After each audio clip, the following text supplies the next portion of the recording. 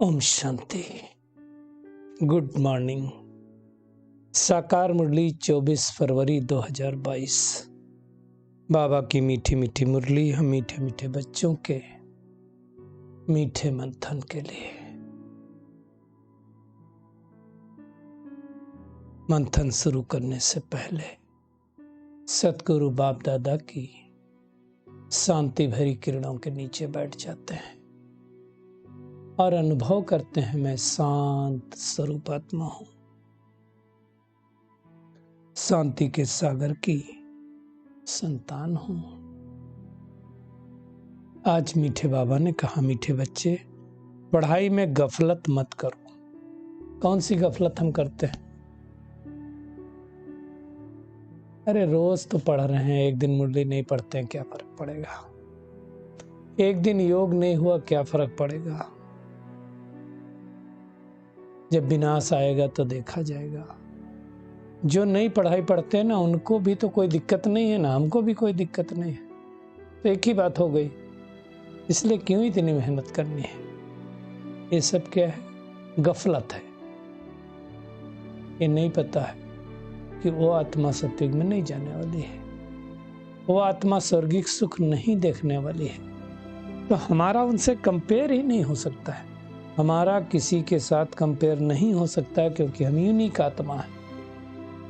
हमको परमात्मा ने चुना है, हम देवकुल की महान आत्माएं हैं, तो हमें किसी से कंपेयर नहीं करना है।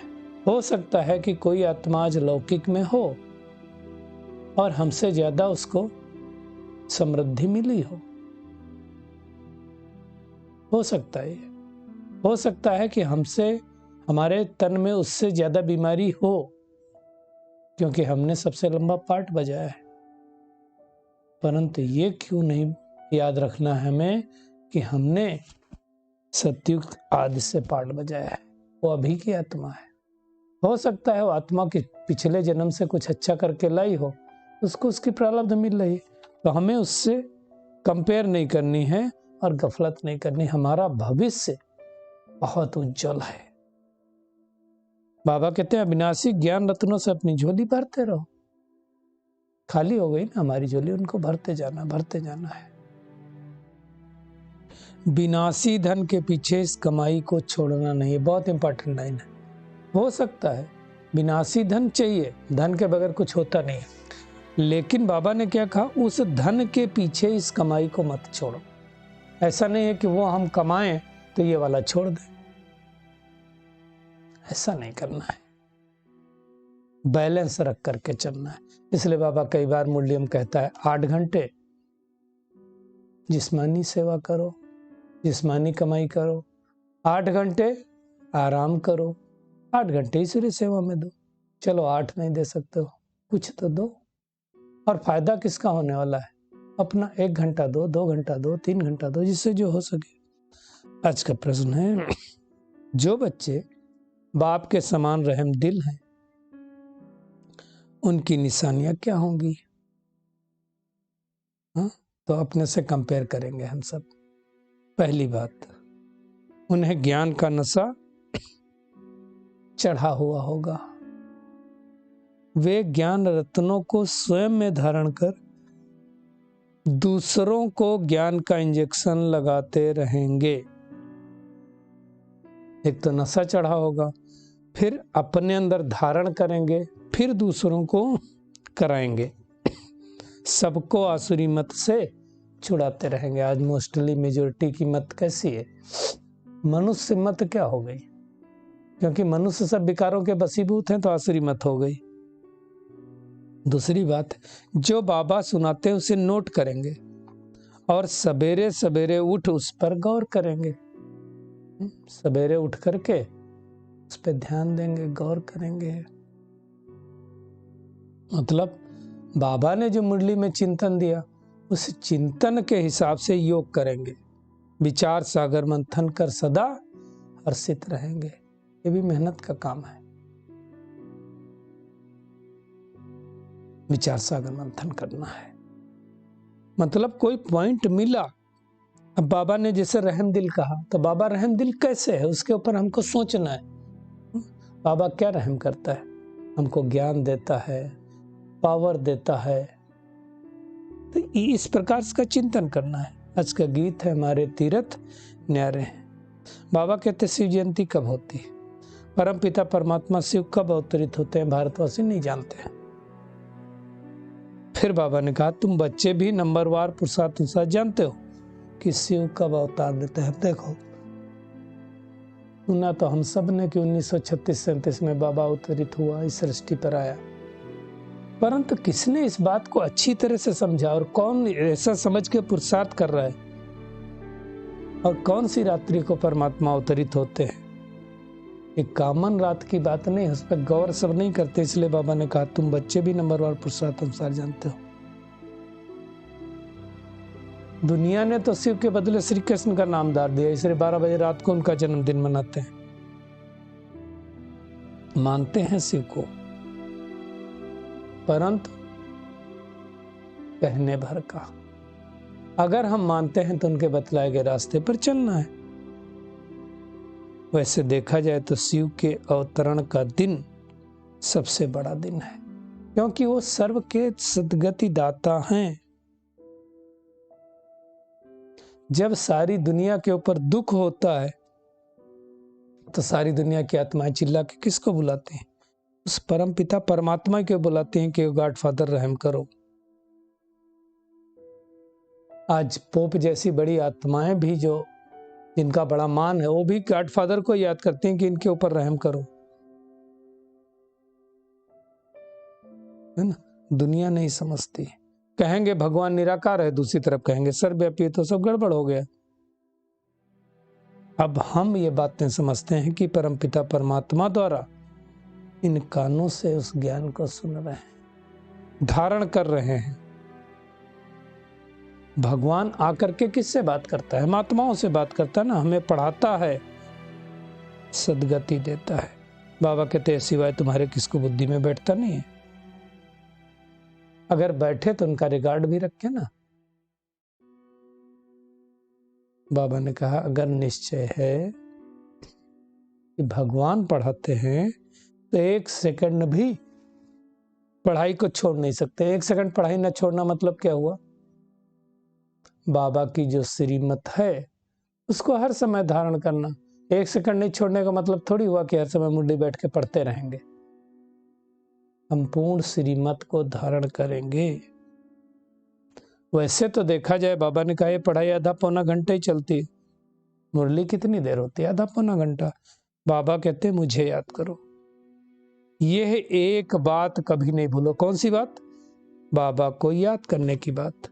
बाकी तो सब विस्तार है, दान पुण्य करना ये सब तो करते आए, लेकिन अब बाबा को याद करना है। आधा समय ज्ञान, आधा समय भक्ति चलती है। अब हमारी भक्ति पूरी हो गई, अब हमें ज्ञान में सिमरण मनन करना है। बाबा कहते हैं ये है ब्रह्मा की रात जो पूरी हो रही है, और सतयुग त्रेता ब्रह्मा का दिन। ये कॉमन दिन रात तो बाबा कहते हैं जानवर भी जानते हैं। पक्षी भी देखो सूरज डूबता है अपने घोंसले में चले जाते हैं, तो वो तो सारी दुनिया को पता है। परंतु ये ब्रह्मा का दिन और रात बड़े बड़े विद्वान भी नहीं जानते हैं, उनको भी नहीं मालूम। बाबा कहते हैं कि फलाने फलाने गफलत करते हैं, रेगुलर पढ़ते नहीं हैं, बाबा को सब पता है। बाबा कहते फिर कब पद पाएंगे? गृहस्थ व्यवहार में रहते, धंधा धोरी करते, पढ़ते रहना है। मेहनत करनी है हमको। सृष्टि के आदि मध्य अंत को हमें जानना है। ऋषि मुनियों को तो पता नहीं था, हमें बाबा ने बताया। आज भी बाबा ये नॉलेज दे रहा है। 5000 वर्ष पहले भी बाबा ने ये नॉलेज दे के हमें वर्षा दिया था।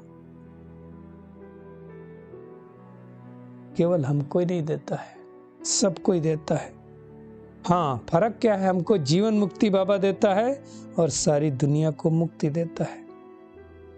तो खुशी का पारा चढ़ना चाहिए ना। परंतु बाबा कहते अहो मम माया, बाहर जाते हैं और भूल जाते हैं। बाबा कहते तुम बच्चे जानते हो शिव बाबा ने ब्रह्मा द्वारा हमको अडॉप्ट किया है। दुनिया वाले तो फिर क्या बोलते हैं, ब्रह्मा की नाभि से विष्णु, विष्णु की नाभि से ब्रह्मा निकला।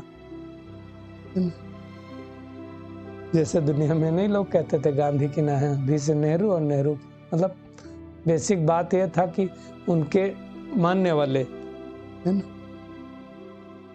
बाबा कहते हैं तुम ब्राह्मण सच्चे सच्चे हो, तुम्हें जाकर के सच्ची गीता सबको सुनानी है। तब एक जैसा नहीं सुना सकते, तुम्हें सुनानी है, तुम्हें गौर करना है। और उसके लिए सवेरे सवेरे बाबा कहते उठ करके मंथन करना सबसे अच्छा है। बाबा ने आज फरमान दिया, क्या फरमान दिया? अपनी रचना, रचना कौन है हमारी? बाबा कहते बच्चे, पत्नी, सबको समझाओ कि भगवान आ चुका है, सृष्टि पर नई दुनिया की स्थापना कर रहा है। अब तुम्हें जो कुछ चाहिए उससे ले लो। मतलब यह है कि सबको ज्ञान का इंजेक्शन लगाते रहो, समझाते रहो पतित पावन कौन है। पतित कौन बनाता है? पावन कौन बनाता है? पतित बनाता है रावण और पावन बनाता है परमात्मा। यानी बाबा के समान रहम दिल बनकर सबको आसुरी मत से छुड़ाना है, रूहानी राही बनना है। बाबा कहते हैं इस समय सारी दुनिया अज्ञान नींद में सोई हुई है, तुम्हें उन्हें जगाना है। कितना रूहानी राही बनाने के लिए बाबा कहते हैं मेहनत करनी पड़ती है, सच्ची बुद्धि चाहिए ना। ये सब समझने की बातें हैं। और वंडरफुल बात क्या है, देखो सब माउंट आबू में बैठ करके तपस्या कर रहे हैं, वही हेड ऑफिस है और वहीं जड़ यादगार भी बना हुआ है। चैतन्य में भी वहीं बैठे हुए हैं। बाबा कहते हैं कोई कोई अक्सर करके तो गरीब ही आते हैं, कोई कोई बड़े आदमी आते हैं, समझते भी हैं अच्छी रीति से, परंतु फिर क्या कह देते हैं, फुर्सत कहाँ है। तो क्या कहा जाता है, जिंदगी है जब तक फुर्सत न मिलेगी काम से, कुछ समय तो निकालो, प्यार करो भगवान से। बोलेंगे कल आएंगे कल आएंगे, बाबा कह देते तुम कभी नहीं आओगे। कल कल करने वाले को काल खा जाता है। बाबा कहते अपने दिल दर्पण में चेक करो कि हम इस ज्ञान में चल रहे हैं तो क्या बनने वाले हैं, राजा रानी या दास दासी। अगर नशा हमेशा चढ़ा रहता है, हम रेगुलर हैं, तो अवश्य प्राप्ति भी रेगुलर होगी। तो आज सारा दिन क्या करना है, एक तो अपनी बुद्धि से इस पुरानी दुनिया से उपराम रहना है, गफलत पढ़ाई में नहीं करनी है, सवेरे सवेरे उठ करके विचार सागर मंथन करना है, स्वच्छ बुद्धि बनकर ज्ञान को खुद धारण करना है, फिर दूसरों को कराना है। बाप समान रह नील बन सबको आसुरी मत से छुड़ाना है। बाबा का खूबसूरत वरदान है, परिवर्तन शक्ति द्वारा बीती को बिंदी लगाने वाले निर्मल और निर्माण भव। बाबा कहते हैं परिवर्तन शक्ति द्वारा पहले अपने स्वरूप का परिवर्तन करो, खुद का। मैं शरीर नहीं आत्मा हूं। फिर स्वभाव का परिवर्तन करो, पुराना स्वभाव ही पुरुषार्थी जीवन में धोखा देता है, तो पुराने स्वभाव अर्थात नेचर का परिवर्तन करो। फिर है संकल्पों का परिवर्तन, मतलब पहले किसका परिवर्तन करो, मैं आत्मा हूं,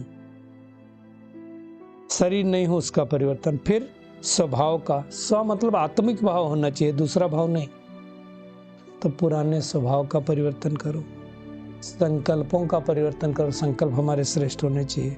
व्यर्थ को समर्थ में परिवर्तन करो, तो बाबा कहते हैं इस प्रकार परिवर्तन शक्ति द्वारा हर बीती को बिंदी लगा दो, तो निर्मल भी बन जाएंगे, निर्माण भी बन जाएंगे।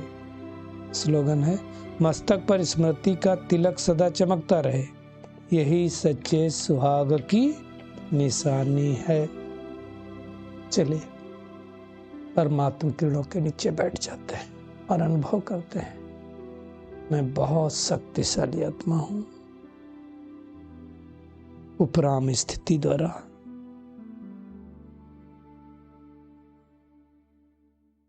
अपने आप को परिवर्तन करने वाली आत्मा हूं। इस पुरानी दुनिया का मन बुद्धि से त्याग करना है। विचार सागर मंथन करके, ज्ञान रत्नों को धारण करके अनेक आत्माओं को धारण करना है। बीती को सेकंड में बिंदी लगा करके निर्मल और निर्माण बनना है। बहुत मेहनत करनी है।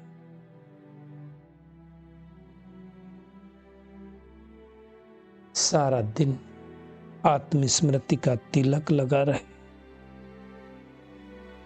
तो हम सुख शांति से भरपूर रहेंगे। शुक्रिया मीठे प्यारे बाप दादा, शुक्रिया सभी का इस मीठे मंथन के लिए। ओम शांति।